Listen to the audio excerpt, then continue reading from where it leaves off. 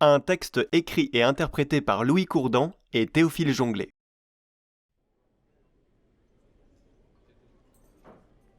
Vodka on the rocks. Basalt. Granit si vous avez.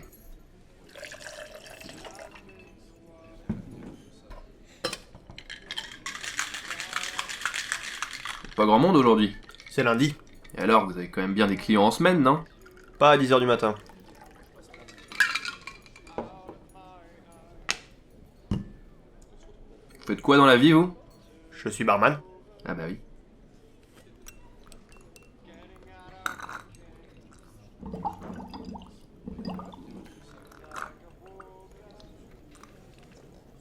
Moi j'étais projectionniste. Ah. Dijon. Oh. Croisement de l'avenue Repartie et de l'impasse Montaigne. J'avais un concept social. Je projetais des films muets pour les aveugles. On m'avait bien dit que ça marcherait pas, mais j'ai fait la sourde oreille. Et puis j'ai commencé à travailler dans les puces. En friperie. Non, des petites puces d'élevage. Bien dressées et tout. Un ami m'avait proposé de le rejoindre pour monter un petit cirque. J'ai sauté sur l'occasion. Seulement, avec la 5G et les vaccins, les gens commençaient à se méfier des puces. On vendait plus de tickets. Donc je suis passé au tic. C'est plus attachant. Seulement, il y a un hic. C'est que ça demande beaucoup d'éthique, des tics. Éthique de travail, je veux dire. Une tactique, quoi. Et ce qui m'a vraiment fait tiquer, c'est que mon voisin brocanteur a acheté une horloge. Aux puces, en plus. Tous les jours, la toquante de cet antiquaire en toc. Tic-tac, tic-tac. Pourquoi vous rendre toc-toc? J'ai tout tiqué. Quitté. Et dans cette affaire, je me suis endetté. Vous savez comment sont les banquiers, hein, des vrais sangsues. Ça plus mes tics, j'étais exsangue. Alors je me suis mis à faire mon lit en portefeuille pour dénicher un peu d'argent, mais je n'y trouvais que des billets doux. C'est là qu'elle est partie. Votre femme. Ma chienne. Ah. Ma chienne de femme. Resservez-moi, je suis avide. Vous m'avez l'air plutôt plein. Je suis pas ivre, je suis polonais. Je vois pas la différence. Ma chienne non plus. Vous avez quelque chose d'un peu plus gai? Un doigt dans le cul. C'est un peu sec. Je pensais plutôt à un cocktail un peu amusant. J'ai un mojito fraise. Je peux ajouter un petit parasol rigolo. Quelle couleur? Rouge, c'est de la fraise. Non, le parasol rigolo. Comme vous voulez, j'ai plein de petits parasols rigolos. Orange. Non, j'ai que fraise. Dans ce cas-là, un diabolo kiwi. Je peux le faire avec du sirop ou de la purée. C'est meilleur avec de la purée. Avec du sirop.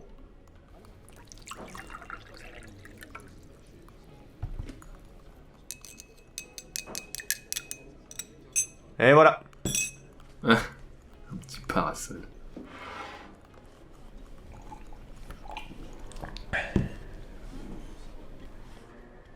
Et donc vous êtes barman. Mais ne le dites pas à mes clients. Ils ne sont pas au courant. Barman. Voilà. Barman. Barman. Vous êtes au bar et vous êtes un man. Barman. Barman. Barman. On peut dire que vous avez de la conversation. Barman. Après, je fais aussi de l'aviron.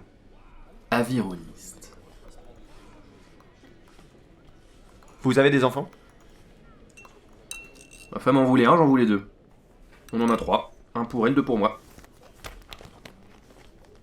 Ça c'est eux à Disneyland. Alphonse, Baptiste, Clémence et Mickey. Par contre, me demandez pas qui est qui, hein. Ça doit être Mickey. Mais j'en sais rien, je vous dis.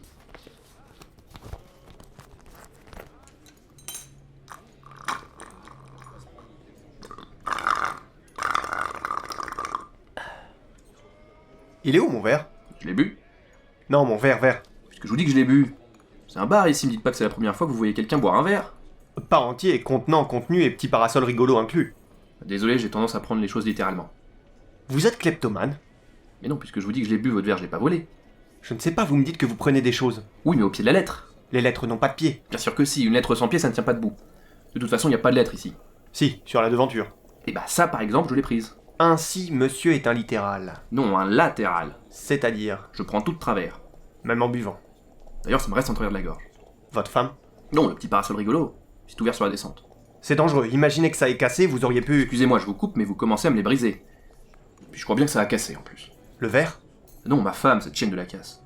Allons, vous allez remonter la pente. Avec ma descente, ça m'étonnerait. Vous m'avez pourtant l'air bien remonté. Justement, tiens. Servez-moi un autre pour faire descendre tout ça.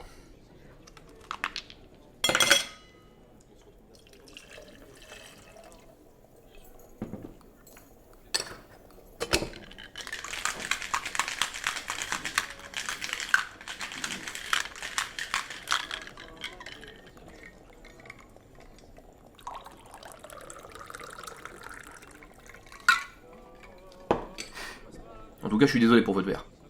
Allez, je passe l'éponge. Merci. Non, enlevez vos mains du comptoir, je passe l'éponge. Vous savez le pire, c'est qu'elle est partie avec mon ami circassien. Il est juif? Non, celui du cirque. J'ai rapidement eu la puce à l'oreille, alors que je faisais en éthique. Je les ai surpris au lit. Pour des puces, ça n'est pas surprenant. Et ils jouaient pas au morpion, si vous voyez ce que je veux dire.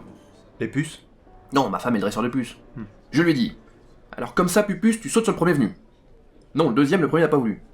Je ne sais pas quelle mouche m'a piqué, ni même si c'était une mouche, et pas une de mes tiques. Mais ça me démangeait de clouer mon ami au sol. Heureusement pour lui, ma femme le clouait déjà au pieu. Ça me rendait marteau. Alors j'ai enfoncé le clou, et je lui ai dit, punaise Pupus, si tu me cherches des poux, tu vas me trouver. Je ne bougerai pas tant que ce lécheur de moule à merde n'aura pas quitté les lieux. Ça lui a cloué le bec, tac, Tic. et il s'est cassé. Elle avec. Mais je suis resté planté là, jusqu'à ce qu'il parte. Ça c'est du courage. Un dresseur de puces qui pique votre femme. Un rond de shot, ouais. Dresseur de puces. Vaut peut-être pas un clou, mais lui il est plein de vis. Il est dresseur et il a des puces. Voilà. Dresseur de puces. Barman. Dresseur de puces. Barman. Dresseur de puces. Barman. Dresseur de puces.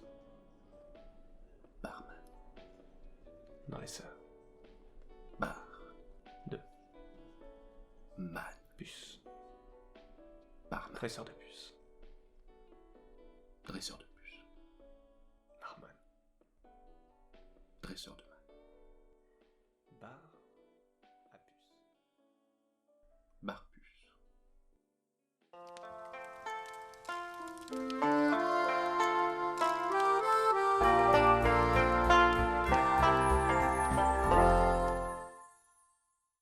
Alors, ça vous a plu? On se retrouve dans 2 semaines pour une nouvelle histoire.